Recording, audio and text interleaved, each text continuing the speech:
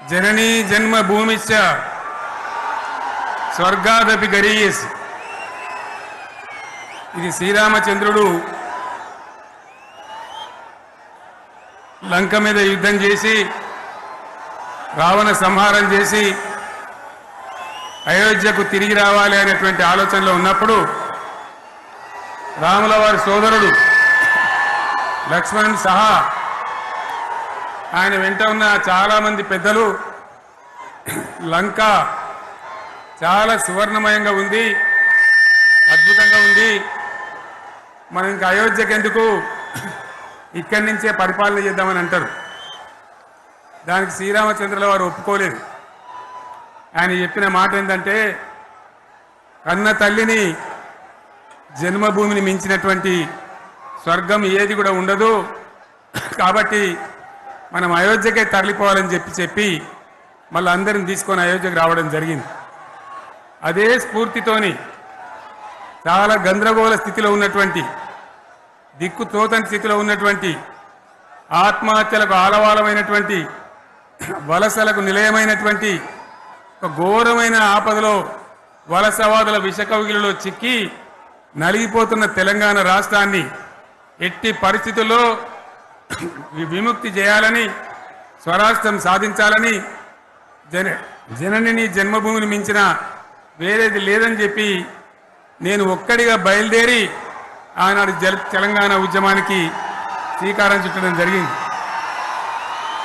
25 ఏళ్ల క్రితం, దయచేసి మీరు గొడవ బంద్ చేయాలి ఏమనుకోవద్దు, సభలో చాలా మంది ఉన్నారు, లక్షల మంది ఉన్నారు, మీరు ఆపాలి ప్లీజ్.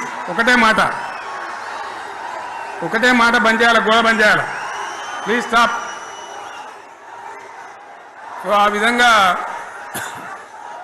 25 ఏళ్ల నాడు ఎగిరినటువంటి జెండా ఈ గులాబీ జెండా.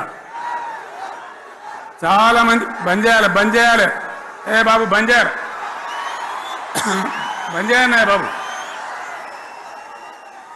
ఆ రకంగా ఎగిరిన జెండాను ఎందరో అవమానపరిచింది, ఎన్నో మాటలు అన్నారు, ఎగతాళి చేసిండ్రు, అవహేళన చేసిండ్రు, మకలో పుట్టింది ఉబ్బలో పోతుందని చెప్పిండ్రు.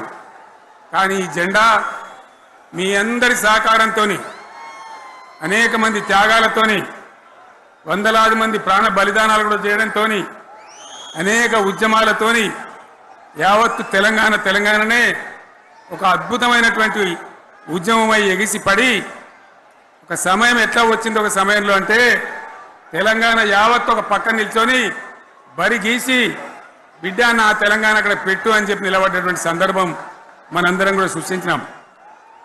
తద్వారా మన లక్ష్యం తెలంగాణ రాష్ట్రాన్ని సాధించుకున్నాం.